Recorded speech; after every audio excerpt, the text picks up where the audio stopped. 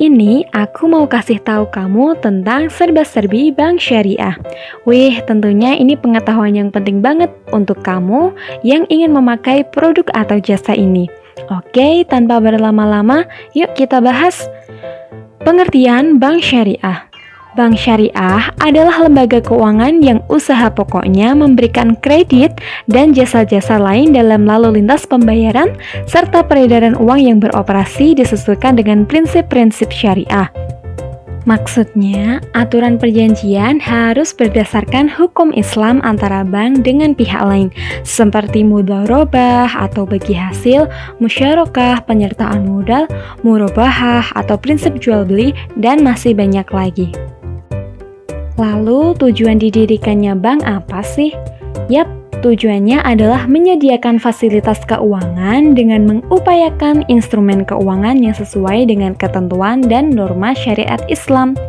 Nah, disinilah nih yang menjadi pembeda dengan bank konvensional. Bank syariah ada bukan untuk memaksimalkan keuntungannya, melainkan untuk memberikan keuntungan sosial ekonomi bagi orang-orang muslim.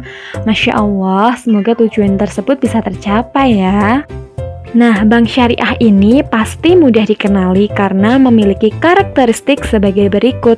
Yang pertama, dalam bertransaksi harus berdasarkan prinsip syariah. Yang kedua, implementasi prinsip ekonomi Islam, yaitu mengharamkan riba. Yang ketiga, usaha untuk memperoleh imbalan atas jasa yang telah dilakukan. Yang keempat, tidak menggunakan bunga sebagai alat untuk memperoleh pendapatan. Yang kelima, memiliki asas utama yaitu kemitraan, keadilan, transparansi, dan universal. Dan yang terakhir, tidak membedakan secara tegas sektor moneter dan sektor real. Maksudnya apaan nih? Maksudnya, sektor moneter dalam perekonomian Islam diartikan hanya sebagai aktivitas yang lebih didominasi oleh kegiatan pengaturan arus kas oleh negara sebagai penopang sektor real. Jadi, perekonomian Islam adalah perekonomian yang berbasis pada sektor real tersebut, yaitu perdagangan atau jual beli, dan tidak terdapat pemisah khusus antara kedua hal tersebut karena mereka saling berhubungan. Nah, next ku kasih tahu cara kerja atau operasional bank syariah. Yang pertama, beban biaya yang disepakati bersama pada waktu akad perjanjian diwujudkan dalam bentuk jumlah nominal yang besarnya tidak kaku. Jadi, ketika kamu mengajukan pinjaman, bagi hasil yang diberikan merupakan kesepakatan bersama. Yang kedua, menghindari penggunaan persentase dalam kewajiban pembayarannya. Yang ketiga, dalam kontrak pembiayaan proyek, bank syariah tidak menerapkan perhitungan berdasarkan keuntungan pasti yang ditetapkan di muka. Yang keempat, pengarahan dana masyarakat dalam bentuk deposito tabungan oleh penyimpan dianggap sebagai titipan atau al-wadiah. Yang kelima, DPS atau Dewan Pengawas Syariah bertugas untuk mengawasi operasionalisasi bank dari sudut syariahnya. Dan yang terakhir, fungsi kelembagaan bank itu sendiri selain menjembatani antara pihak pemilik dana dengan pihak yang membutuhkan uang, yaitu juga melaksanakan fungsi amanah. Nih, untuk memenuhi kebutuhan kamu, bank syariah telah memiliki prinsip-prinsipnya tersendiri loh.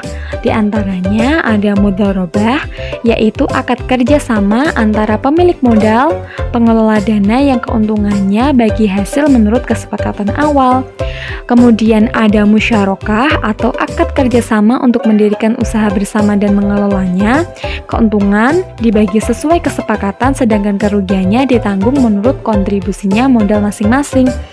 Kemudian ada wadiah atau penerima wadiah menggunakan titipannya atas seizin pemilik dengan syarat dapat mengembalikan titipannya secara utuh kepada pemiliknya. Kemudian ada murabahah atau akad jual beli yang melibatkan bank dengan nasabah yang disepakati kedua belah pihak. Kemudian ada salam, transaksi jual beli dengan harga yang terdiri atas harga pokok barang dan keuntungan yang ditambahkannya telah disepakati bersama. Kemudian ada istisna atau transaksi jual beli yang penyerahan uangnya bisa dicicil atau ditangguhkan.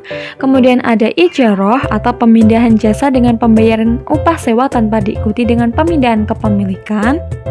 Kemudian ada al-qard atau perjanjian pinjam-meminjam uang atau barang yang dilakukan tanpa ada orientasi keuntungan.